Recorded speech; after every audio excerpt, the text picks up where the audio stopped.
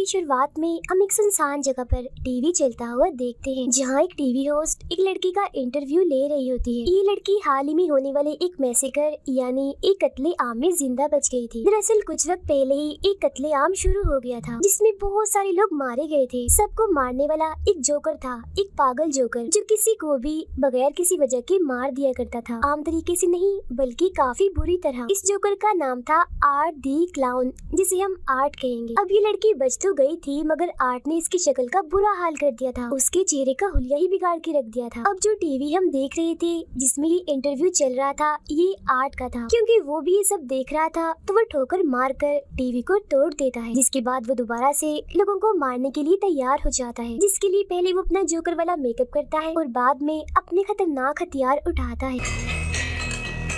TV host interview के बाद अपने दोस्त से फोन पर बातें करने लगती है। वो बता रही थी कि जो लड़की आज आई थी वो बहुत ही बदसूरत थी। उसका ये कहना ही था, तभी उसे अपने पीछे हलचल होती हुई महसूस होती है। वो चेक करने जाती है, लेकिन वहाँ पर कोई नहीं था। फिर तभी अचानक से वो इंटरव्यू वाली लड़की आती है और उस होस्ट की आंखों में उंगलियां घुसा कर उसकी आंखें फोड़ देती है। फिर वो उसके चेहरे का हुलिया बिगाड़ कर उसे जान से मार डालती है। उसने ऐसा इसीलिए किया था क्योंकि उस जोकर यानी आर्ट ने जब से उस पर हमला किया था तो वो बिल्कुल पागल हो गई थी। अब हम दो लड़कियों को देखते हैं जो एक दूसरे की काफी अच्छी दोस्त थी। इनमें एक लड़की का नाम तारा होता है। ये एक पार्टी से वापस लौट रही होती है और वो पार्टी थी हेलोवीन पार्टी। तो जाहिर है आज रात है हेलोवीन की रात। हेलोवीन दरअसल एक ऐसा त्योहार है जिसमें लोग अलग अलग तरह के कपड़े और मास्क लगा के फिरते हैं, और आर्ट भी हेलोवीन पर ही निकलता है एक के बाद एक शिकार करने के लिए। जब ये दोनों बातें कर रही थी तो आर्ट भी इनके पास से गुजर रहा था, जिसकी नजर इन दोनों पर पड़ जाती है। उसे देख तारा की दोस्त उससे मजाक करने लगती है, मगर अगले ही पल वो गायब हो जाता है। वो अब एक पिज्जा की दुकान पर आती है, जहाँ आर्ट भी इनके पीछे पीछे आ जाता है। अंदर आते ही वो तारा को घूरने लगता है। ये चीज तारा को काफी अजीब लगती है, मगर उसकी दोस्त तो जाकर आर्ट के साथ तस्वीरें बनाने लगती। अब ये चीज भी उसे बिल्कुल पसंद नहीं आती। आर्ट एक मशीन से अंगूठी निकाल कर तारा को पहना देता है, जिससे तारा को तो बहुत गुस्सा आता है, लेकिन उसकी दोस्त को तो ये चीज भी काफी अच्छी लगती है। अब वो वॉशरूम में जाकर उल्टी सीधी हरकतें करने लगता है, जिससे तंग आकर दुकान का मालिक उसे यहाँ से निकाल देता है। कुछ देर बाद वो दोनों भी वहाँ से निकलकर अपने घर जाने लगे, मगर देखते हैं कि गाड़ी का टायर तो पंचर है। अब तारा फौरन अपनी बहन जिसका नाम विक्टोरिया था उसे कॉल करके यहाँ बुला लेती है मदद के लिए। फिर वो अपनी दोस्त को कहती है कि मुझे वो जोकर ठीक नहीं लग रहा था, और क्या पता टायर उसी ने पंचर किया हो, क्योंकि उसने हमारी गाड़ी देख ली थी। उधर आर्ट ने दुकान के मालिक को काफी बुरी तरह मार कर उसके चेहरे पर आग लगा दी होती है, जिसके बाद अब वो दूसरे वर्कर को भी पकड़ कर उस पर भी हमला कर देता है। वो उसे भी मार कर उसके चेहरे की जल्दी निकाल देता है। फिर तारा को वॉशरूम जाना था, मगर यहाँ आसपास कोई वॉशरूम नहीं था। तब उसकी नजर सामने एक बिल्डिंग पर पड़ती है, जहाँ से गार्ड बाहर आता है। तारा उसके पास जाकर यहाँ का वॉशरूम इस्तेमाल करने की इजाजत मांगती है, मगर वो इनकार कर देता है कि मैं यहाँ काम करता हूँ, तो मेरी नौकरी खतरे में पड़ सकती है। जिस पर तारा कहती है कि इतनी रात हो गई है, किसी को क्या पता चलेगा कि आपका वॉशरूम इस्तेमाल हुआ है। अब थोड़ा और कहने पर वो मान जाता है और उसे अंदर ले आता है। वो उसे वॉशरूम के पास छोड़कर चला जाता है। गाड़ी में बैठी तारा की दोस्त को खबरों से पता चलता है कि पिज्जा शॉप की मालिक और एक वर्कर की मौत हो गई है, और उन्हें मारने वाला एक जोकर जैसा दिखने वाला आदमी है, जिसने अपने हाथ में एक बैग भी पकड़ा हुआ था। अब ये जानकर वो समझ जाती है कि ये काम उसी जोकर आर्ट का है। तभी गाड़ी में तारा आकर बैठ जाती है, और जब वो इस सब के बारे में उसे बताने के लिए तारा की तरफ देखती है तो पता चलता है कि ये तारा नहीं बल्कि आर्ट है। तारा जब गाड़ी की तरफ वापस आ रही थी तो उसे एक बच्चे की रोने की आवाज आती है। वो चेक करने जाती है, मगर वहाँ कोई भी नहीं था। तभी अचानक से पीछे एक औरत आ जाती है, जिसे अचानक देखकर तारा घबरा जाती है। औरत ने हाथ में एक गुड़िया पकड़ी हुई थी, जिसे वो अपनी बेटी कह रही थी। दरअसल इसका ज़हनी तवाज़ुन ठीक नहीं था, ये पागल थी। अब तारा उसी बातों में उलझाकर आगे बढ़ती है, जहाँ एक बार फिर उसका सामना होता है आर्ट दी क्लाउन से, जिसके हाथों पर खून लगा हुआ था और वो एकदम शांत खड़ा था। मगर फिर अगले ही पल वो तारा को डरा देता है, तो वो यहाँ से भाग जाती है। भागते भागते वो एक गाड़ी के पीछे आकर छुप जाती है। आर्ट भी उसे ढूंढने के लिए यहाँ आता है, मगर जब वो नहीं मिलती तो वो चला जाता है। तारा को लगता है कि अब सब ठीक है, तो वो यहाँ से निकलने लगती है, मगर तभी पीछे से आर्ट उस पर हमला कर देता है और अपने औजार से उस पर कई बार वार करता है। फिर वो उसका गला घोटकर उसे मारने ही वाला था, मगर तभी तारा के हाथ एक नोकदार चीज लग जाती है, जिससे वो आर्ट पर हमला करके यहाँ से भाग जाती है। अब यहाँ का दरवाजा बंद था, जिसे वो नहीं खोल पाती, इसीलिए वो इधर ही छुप जाती है। तब आर्ट भी यहाँ आता है, तो वो कोई चीज फेंक कर उसका उसका ध्यान भटकाती है और दूसरी तरफ भेज देती है। अब वो दोबारा से निकलने की कोशिश करती है तो देखती है कि आर्ट ने तो यहाँ का मेन दरवाजा भी बंद कर दिया है। वो सीढ़ियों के जरिए ऊपर आती है तो सामने एक जगह पर वो गार्ड को खड़ा हुआ पाती है। वो उसे काफी आवाजें लगाती है मगर वो नहीं सुनता क्योंकि उस वक्त वो गाने सुनने में मगन होता है। अब उसकी आवाज सुनकर आर्ट वहाँ आ जाता है और पीछे से उसे पकड़कर गले में इंजेक्शन लगाकर बेहोश कर देता है। अगले सीन में जब तारा को होश आती है तो वो खुद को एक कुर्सी पर बंधा हुआ पाती है। उसके मुंह पर भी टेप लगी हुई थी। उसके पास ही में आर्ट भी बैठा होता है और जब वो देखता है कि तारा को होश आ गई है तो वो उसे अपने हथियारों से डराने लगता है। फिर वो लाता है एक आरी और सामने का पर्दा हटाता है जहाँ उसने तारा की दोस्त को उल्टा लटकाया हुआ था, क्योंकि गाड़ी में जब वो उसके साथ आकर बैठा था तो उसने तभी उसे पकड़ लिया था। अब वो यहाँ बेरहमी की सारी हदें ही पार कर देता है। वो आरी से उसका पेट ही काट कर 2 हिस्सों में बांट देता है। अपनी दोस्त का इतना बुरा हाल देखकर तारा की तबीयत भी खराब होने लगती है, मगर फिर वो हिम्मत करती है और काफी कोशिश करने के बाद खुद को छुड़वा लेती है। वो उसी के हथियार से आर्ट पर हमला करके यहाँ से भाग जाती है। आर्ट भी उसके पीछे पीछे जाकर ढूंढने लगता है मगर वो पीछे से आकर एक बार फिर उस पर हमला कर देती है। वो उसे काफी देर तक मारती रहती है। अब जब गेम उल्टी पड़ रही थी यानी तारा उस पर भारी पड़ रही थी तो वो यहाँ पर बेईमानी करता है। वो हाथों से नहीं लड़ता, वो करता है गन का इस्तेमाल। वो गोली पहले उसकी टांग पर मारता है और बाद में उसके चेहरे पर, जिससे वो काफी जख्मी और अधमरी हो गई थी। अब गन में गोलियां खत्म हो गई थी, इसलिए जब वो गोलियां लेने जाता है तो यहाँ उसे तारा का मोबाइल मिलता है जिस पर तारा की बहन विक्टोरिया का मैसेज आया होता है कि मैं बिल्डिंग के बाहर आ गई हूँ। तब आर्ट तारा बन के मैसेज करता है और पीछे के दरवाजे से अंदर आने का कहता है। ऐसा करने के बाद वो तारा की दोस्त की लाश के साथ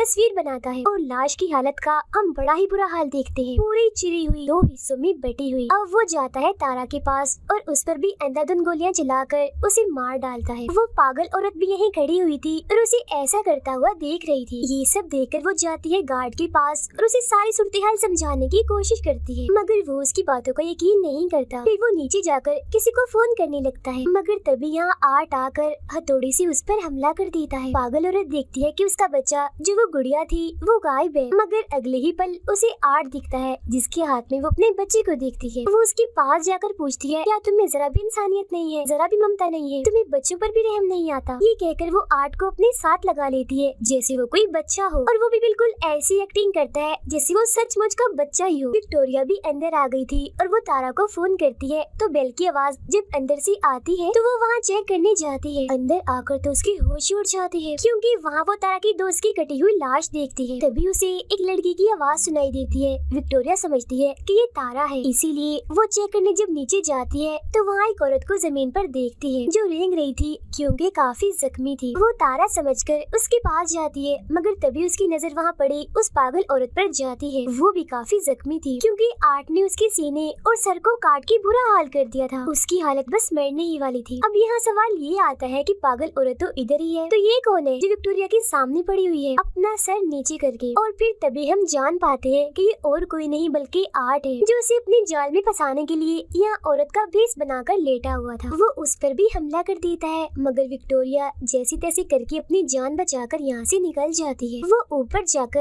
एक अलमारी में छुप जाती है। तभी यहाँ आर्ट भी आ जाता है जो ये जान चुका था कि वो अलमारी में छुपी है, मगर इससे पहले वो विक्टोरिया के साथ कुछ करता उसे हॉर्न की आवाज आती है जिसे चेक करने के लिए वो यहाँ से निकल जाता है। बाहर दरअसल आया था उस गार्ड का साथी जिसे अंदर आना था। वो कारपेट हटाता है तो वहाँ चाबी पड़ी हुई थी। तब दरवाजा खोलकर वो अंदर आ जाता है। वहाँ उसे खून के निशान दिखते हैं जो जाहिर है काफी अजीब था, मगर इससे पहले वो कुछ समझ पाता आर्ट पीछे से आकर एक नोकदार चीज से उसके सर पर वार कर देता है। फिर वो उसका गला काट कर धड़ से ही अलग कर देता है। विक्टोरिया यहाँ से निकलने की कोशिश करती है, मगर कोई भी फायदा नहीं होता। वो अपने सामने आर्ट को देखती है जो छोटे बच्चे की साइकिल चला रहा था, मगर अगले ही पल वो यहाँ से गायब हो जाता है और वो साइकिल वहीं पर गिर जाती है। वो उसे बचते हुए यहाँ से निकलने की कोशिश करती है, मगर पीछे से आर्ट आकर उस पर हमला कर देता है। वो शॉपर से उसका दम घोटकर मारने ही वाला था, मगर वो बच जाती है। फिर वो एक नोकदार चीज उठाकर आर्ट के पैर में मारती है और यहाँ से भाग जाती है। वो सीधा आती है अपनी बहन तारा के पास और उसका इतना बुरा हाल देखकर टूट जाती है और रोने लगती है। वो अभी उधर बैठी ही थी कि तभी यहाँ आर्ट आकर उस पर हमला कर देता है। बार बार वार करके वो उसे काफी मारता है, मगर तभी पीछे से गार्ड आकर आर्ट को मारकर बेहोश कर देता है। जी हाँ, गार्ड, क्योंकि वो अभी जिंदा था। वो विक्टोरिया को लेकर एक कमरे में आता है और पुलिस को इस बारे में बताने लगता है। इस बीच वो देखता है कि विक्टोरिया की हालत काफी खराब है। वो उसे अब इमरजेंसी कमरे की तरफ ले जाने लगता है। तभी यहाँ आर्ट एक बार फिर से आकर गार्ड पर हमला कर देता है। वो पहले सिलेंडर से उसे मारता है और बाद में अपने पैर से उसका चेहरा ही कुचल देता है। अब घबराहट के आलम में विक्टोरिया एक लोहे की पाइप से ताला तोड़ने की कोशिश करती है जो आर्ट ने यहाँ पर लगाए थे। ताला टूट तो जाता है मगर इसका कोई फायदा नहीं था, क्योंकि आर्ट उसके काफी करीब आ गया था और फौरन ही उसे पकड़कर मारने लगता है। मगर तभी विक्टोरिया उसकी आंख में एक चीज घुसाकर यहाँ से भाग जाती है। वो भागकर एक गैराज में आती है मगर आर्ट इधर भी पहुँच जाता है, लेकिन क्योंकि यहाँ ताला लगा हुआ था इसीलिए वो अंदर नहीं आ पाता।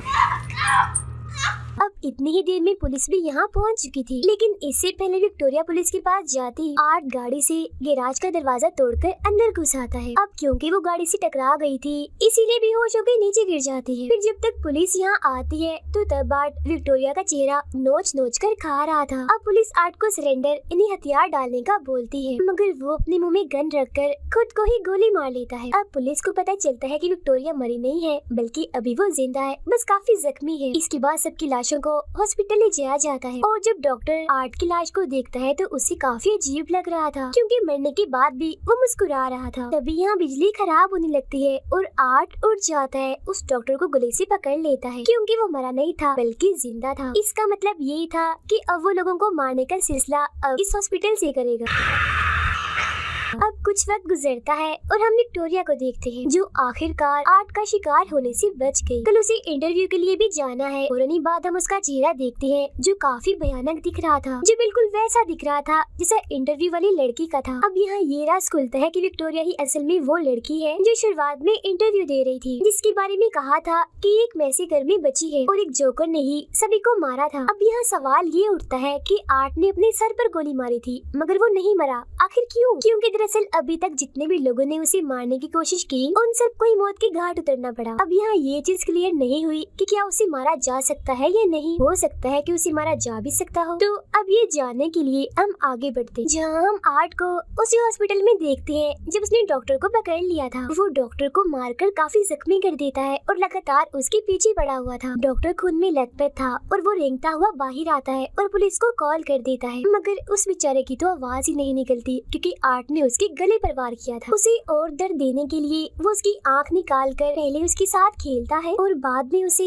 अपनी फूटी हुई आंख की जगह लगा लेता है। अब वो उसे और मारता है और आखिरकार उसका सर ही चीर कर उसे बड़ी भयानक मौत देता है। वो जाता है एक लॉन्ड्री में जहाँ एक आदमी सो रहा था, वो अपने कपड़े धोने के लिए मशीन में डालता है और फिर तभी यहाँ वो एक अजीब सी बच्ची को देखता है जो बिल्कुल उसकी तरह ही पागल और हद से ज्यादा अजीब थी। बिल्कुल आर्ट जैसी हरकतें कर रही थी और तो उसने अपना मेकअप भी आर्ट जैसा ही किया हुआ था। दोनों एक दूसरे को देखकर काफी खुश हो जाते हैं और साथ में खेलने लगते हैं। तभी वो आदमी जाग जाता है और देखता है कि आर्ट अकेला ही तालियां बजा रहा है, मतलब कि वो बच्ची सिर्फ आर्ट को ही दिखाई दे रही। अब आर्ट अपने कपड़े पहनकर यहाँ से जाने लगता है जहाँ उसने उस आदमी को भी मार दिया होता है, उसके सर में चाकू घुसाकर। इसके बाद हमें दिखाई जाती है एक लड़की जिसका नाम सियाना है। वो अपने लिए एक खास किस्म का परियों वाला सूट बना रही थी क्योंकि कल ही है हेलोवीन। अब सियाना अपने मोम और भाई के साथ खाना खा रही थी जहाँ उसका भाई कहता है कि मैं कल हेलोवीन में आर्ट जैसे कपड़े पहनूंगा, जिस पर सियाना और उसकी मोम मना कर देती है कि नहीं, आर्ट अच्छा जोकर नहीं है, उसने पिछले साल 9 से 10 लोगों की जान ली थी बड़ी बेरहमी से। खाना खाने के बाद सियाना अपनी मोम से अपने भाई के बारे में बात कर रही होती है कि वो काफी अजीब होता जा रहा है। He was looking up serial killers. साथ ही इनकी बातों से हमें पता चलता है कि सियाना के डैड अब नहीं रहे। सियाना का भाई इंटरनेट पर आर्ट के बारे में सर्च कर रहा था और जितने लोगों को उसने मारा था वो सबके बारे में बड़े गौर से पढ़ रहा था। इसके बाद वो अपनी बहन सियाना के पास आता है और पूछता है कि क्या वो जोकर आर्ट अभी होगा, क्योंकि उसकी लाश नहीं मिली थी। जिस पर वो कहती है आर्ट मर चुका है और अगर ना भी मरा हुआ तो कम से कम वो यहाँ नहीं आएगा। इसके बाद सियाना एक टीवी शो देखते देखते सो जाती है, जहाँ वो जैसे ही सपना देखती है तो फौरन ही वो उस टीवी शो में पहुँच जाती है। इधर वो भी किसी बच्चे की तरह ही बनी हुई थी और उसके साथ वाले सारे बच्चे काफी एंजॉय कर रहे थे। यहाँ एक बच्चा आर्ट क्रिस्पीज नाम की एक चीज खा रहा था, जो कोई खाने के लायक चीज नहीं थी, बल्कि उसमें डाले हुए थे टूटे कांच के टुकड़े, प्लेट्स और कीड़े मकोड़े। फौरन ही वहाँ पर आ जाता है आर्ट दी क्लाउन और सबको गिफ्ट देने लगता है। लेकिन वो सियाना को बड़ी ही गंदी चीज देता है, एक बर्तन जिसमें धड़कते हुए दिल के साथ कुछ सांप और गोश्त था, जिसे देखकर उसे काफी बुरा लगता है। फिर वो अपने बैग से बंदूक निकाल कर अंधाधुंध गोलियां चलाकर सभी बच्चों को मार देता है। इस बीच सियाना भी जख्मी हो गई थी मगर जिंदा थी। वो आगे बढ़ती है तो आर्ट उस पर आग फेंकता है, तो वो एक बॉक्स में से तलवार निकाल कर आगे कर देती है, जिससे आग उसका कुछ बिगाड़ नहीं पाती। असल में ये तलवार काफी ताकतवर थी, जो सियाना को उसके डैड ने दी थी। अब इतना भयानक सपना देखकर वो डरते हुए अचानक से जाग जाती है और देखती है कि सच में उसके सामने वाले टेबल और टीवी पर आग लग चुकी है। तब उसकी मॉम जल्दी से यहाँ आकर आग बुझाती है। सब कुछ नॉर्मल होता है तो सियाना की मॉम उससे पूछती है कि तुमने जलती हुई मोमबत्तियाँ टेबल पर क्यों छोड़ी, जिस पर वो कहती है मॉम मैंने तो मोमबत्तियों को जलाया तक नहीं था। सियाना अपने कमरे में जाकर उस तलवार को देखती है, जहाँ वो बिल्कुल ठीक पड़ी थी, उसे कुछ भी नहीं हुआ था। उधर आर्ट हेलोवीन की तैयारी कर रहा था, मतलब वो तेजधार हथियार बना रहा था मैसेकर करने के लिए। वो अजीब बच्ची जो उसके साथ ही टीवी चलाती है और वही शो देखने लगती है जिसमें टीवी होस्ट विक्टोरिया का इंटरव्यू ले रही थी, जिसके बाद हमने देखा था कि आर्ट ने ठोकर मारकर टीवी तोड़ दिया था। तो यहाँ भी वो ऐसे ही करता है क्योंकि ये वही सीन है। स्कूल में सियाना का भाई और उसके दोस्त एक मरे हुए चूहे को देख रहे थे। तभी यहाँ टीचर आती है और तीनों को डांट कर क्लास में जाने का कहती है। क्लास खत्म होने के बाद जब सियाना का भाई नीचे आता है तो वो अपने सामने पाता है आर्ट और उस अजीब बच्ची को, जो उस मरे हुए चूहे के साथ खेल रहे थे। उन्हें देखकर वो डरने लगता है। तभी उन दोनों की नजर भी उस पर पड़ जाती है, जो देख डरते हुए वो यहाँ से भागने लगता है। मगर रास्ते में ही एक टीचर उसे देख लेती है और वो उसे रोकने की कोशिश करती है, मगर वो नहीं रुकता। तब चेक करने के लिए वो टीचर जब अंदर जाती है तो जमीन पर मरे हुए चूहे को देखती है, जो देख उसे लगता है कि ये काम जरूर सियाना के भाई का ही है। सियाना को हम अपने दोस्तों से बातें करते हुए देखते हैं, जहाँ वो आर्ट की बातें कर रही थी और ये भी कि उस भयानक दिखने वाली विक्टोरिया ने टीवी होस्ट की आंखें फोड़ दी। अब ये सारी बातें सुनकर सियाना को काफी अजीब सा महसूस होने लगता है और वो यहाँ से उठकर चली जाती है। उसकी दोस्तें भी उसके पास आकर पूछती है कि आखिर बात क्या है, तुम इतनी घबराई हुई क्यों हो। जो सुन सियाना उन्हें अपने सपने के बारे में बताती है, साथ ही वो काफी डरी हुई भी थी। अगले दिन वो अपने दोस्त के साथ हेलोवीन की शॉपिंग करने चली जाती है। उसकी दोस्त को कॉल आ जाती है, जो सुनने वो बाहर चली गई थी। तब बदकिस्मती से वहाँ आ जाता है आर्ट दी क्लाउन। तब सियाना उससे बचते हुए ऊपर चली जाती है और कुछ खरीदने की एक्टिंग करने लगती है। लेकिन मुसीबत, वो अपना बैग तो नीचे ही भूल गई थी जिसमें पैसे रखे थे। तब पलक झपकते ही आर्ट उसका बैग लेकर आता है तो वो पैसे देती है। लेकिन यहाँ आर्ट उसे परेशान करने का, तंग करने का कोई मौका नहीं छोड़ता। मगर सियाना अभी भी इस सोच में है कि ये सच में आर्ट ही है या कोई उसके साथ मजाक कर रहा है। फिर इसके बाद वो यहाँ से चली जाती है। उसके जाते ही आर्ट दुकान बंद कर देता है, मतलब वो टैग जिस पर दुकान खुली लिखा था वो उसे पलटकर बंद की तरफ कर देता है। इसके बाद वो अपने लिए एक छोटा सा बाजा खरीदता है, मगर पैसे देने की बजाय वो अपने हथियार बाहर निकालने लगता है, जो देख दुकानदार को गुस्सा आ जाता है और वो आर्ट को बातें सुनाने लगता है। तब उसका मुंह बंद करने के लिए आर्ट पहले उसके सर पर बोतल से मारता है और बाद में उसकी आंख में एक मोटी चीज घुसा देता है। इस सबसे भी जब उसका दिल नहीं भरता तो पहले वो बड़े सी चाकू से उसके सर पर वार करता है और बाद में उसके गले पर मारकर जिस्म से ही अलग कर देता है। फिर सियाना जब घर आती है तो उसका भाई उसे आर्ट के बारे में बताता है कि आज मैंने उसे अपने स्कूल में देखा। वो सियाना को अपने डैड की एक किताब दिखाता है जिसमें उस बच्ची की खबर छिपी हुई थी कि 10 साल पहले ही उसकी मौत हो गई थी। उसमें आर्ट की ड्राइंग के अलावा उन सब की भी थी जो उस मैसेकर में मारे गए थे, और इन सब के अलावा एक लड़की की भी ड्राइंग थी जिसने परियों जैसे कपड़े पहने हुए थे और हाथ में आर्ट का सर पकड़ा हुआ था। उसका भाई सियाना को कहता है कि यही वो लड़की है जो आर्ट को मारेगी और मुझे यकीन है कि ये और कोई नहीं बल्कि आप ही हो। मगर सियाना उसकी बातों को यकीन नहीं करती। सियाना की दोस्त जो अपने घर से बाहर आती है तो अपने घर के सामने एक वैन खड़ी हुई देखती है जिसमें वही अजीब बच्ची बैठी हुई थी। उसे अजीब लगता है, इसीलिए वो दोबारा से अंदर आ जाती है। कुछ देर बाद आर्ट दरवाजे पर दस्तक देता है और सियाना की दोस्त के बाहर आने पर उसे कहता है कि हेलोवीन की खुशी में मुझे कुछ खाने को दो। वो कहती है कि खाने की चीजें चीजें सिर्फ बच्चों के लिए होती है, बड़ों को कुछ नहीं मिलता। ये कहकर वो दरवाजा बंद कर देती है, मगर जब दोबारा आर्ट दरवाजे पर दस्तक देता है तो तंग आकर वो उसे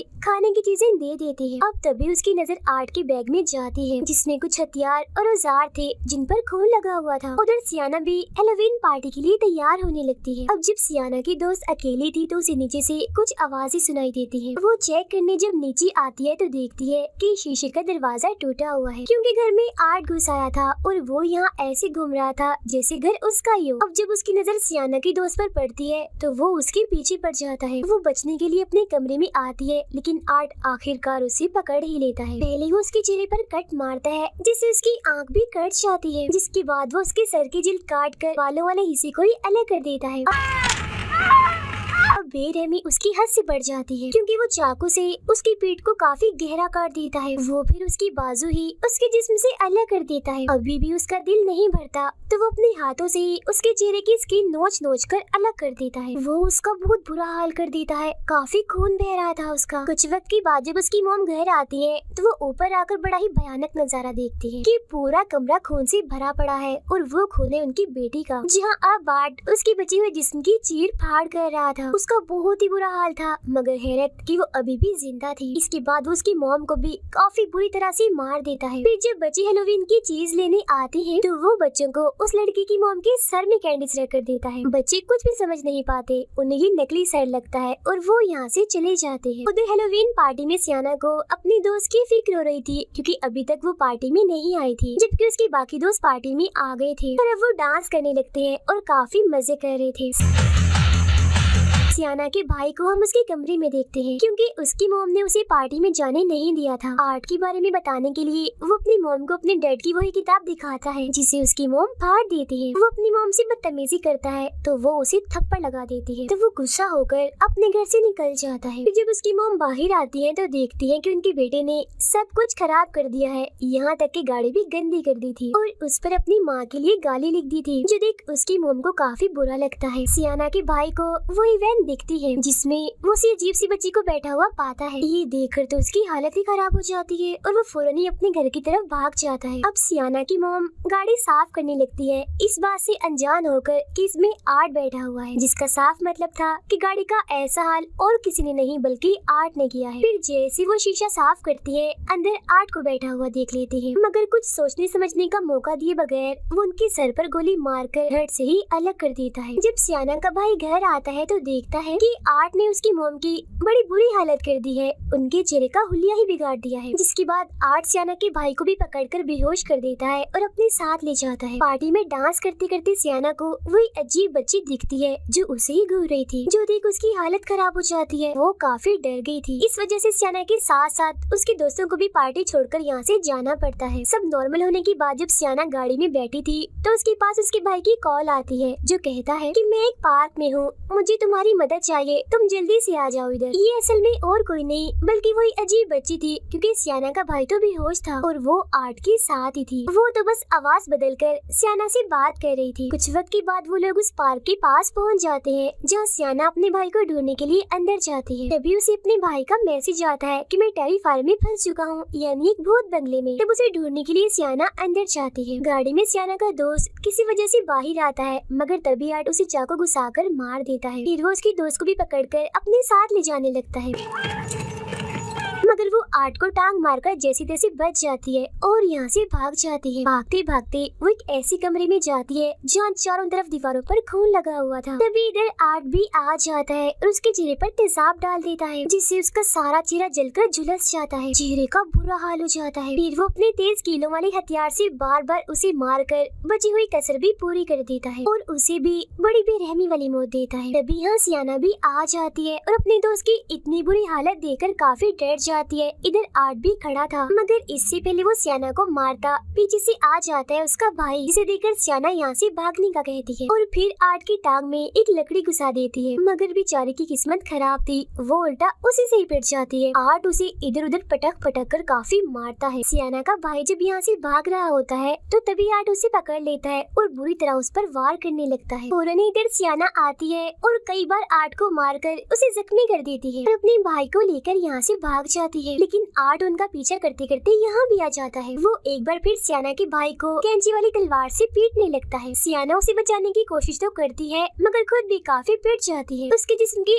अलग अलग हिस्सों पर कट्स लग जाते हैं, जिससे जाहिर है उसे काफी तकलीफ होती है, मगर किसी तरह दर्द बर्दाश्त करके वो आर्ट से उसका हथियार छीन लेती है। जहाँ अब बाजी पलट जाती है क्योंकि अब वो आर्ट को बुरी तरह मार रही थी। फिर वो उसके सर में एक पाइप घुसाकर बुरा हाल कर देती है, लेकिन अगले ही पल वो उठता है और सियाना को पकड़ लेता है। वो उसे मारने ही वाला था मगर सियाना का भाई उसकी गन निकाल कर आर्ट को ही गोली मार देता है। तभी यहाँ वो बच्ची सियाना की मोम के रूप में आती है और उसकी आंखें बंद करके ये दिखाती है कि तुम्हारी मोम भी मारी गई है, जो देख सियाना की बची हुई हिम्मत भी खत्म होने लगती है। फिर वो देखती है कि उसका भाई यहाँ नहीं है। फिर वो अपने भाई को ढूंढती है तो पता चलता है कि आर्ट उसे एक अलग ही जगह पर ले आया। अब जैसे ही सियाना आर्ट के पास आती है तो वो उसे धक्का देकर नीचे बेसमेंट जैसी जगह पर गिरा देता है, लेकिन वो मरती नहीं, बच जाती है। तभी उसे नीचे एक जगह से कोई आवाज़ें लगाने लगता है। इतनी ही देर में आर्ट उसके बहुत ही पास आके खड़ा हो जाता है और उसी जादुई तलवार से जो उसके डैड ने उसे दी थी सियाना को मारकर नीचे गिरा देता है। अब की बार सियाना एक शो में आके गिरी थी मगर वो एक शीशे की बॉक्स में बंद थी जिसमें पानी भरा हुआ था। वो यहाँ से निकलने की काफी कोशिश करती है मगर नहीं निकल पाती और मर जाती है। उधर आर्ट सियाना के भाई को खाने लगता है मगर जैसे उसका भाई चिल्लाता है तो उस तलवार में एक जादुई रोशनी जलती है जिससे सियाना भी वापस से जिंदा हो जाती है। जिसके बाद वो गुस्से में भरे उस बॉक्स से बाहर आकर अपने डैड की तलवार से आर्ट पर हमला कर देती है और उसका सर ही धड़ से अलग कर देती है। और अब आखिरकार जाकर उस पागल जोकर आर्ट की मौत हो जाती है, जिससे वो दोनों भी खुश हो जाते हैं और सुकून की सांस लेते हैं। मगर तभी इधर वो अजीब सी बच्ची आती है और आर्ट का सर उठाकर ले जाती है। इसके बाद हम एक हॉस्पिटल का सीन देखते हैं जहाँ विक्टोरिया, जिसका चेहरा काफी भयानक था, वो एक जगह पर बैठी होती है। कुछ वक्त के बाद वो आर्ट के सर को पैदा करती है बच्चे की तरह और उसे चाटने लगती है। आवाजें सुनकर नर्स जब वहाँ आती है तो वो डर जाती है ये देखकर कि उसकी गोद में आर्ट का सर है। साथ ही विक्टोरिया इधर काफी डरावना हंसने लगती है जैसे अब आर्ट की आत्मा उसमें आ गई हो। इसी के साथ ही इस फिल्म के दोनों पार्ट्स यहीं पर ही खत्म हो जाते हैं।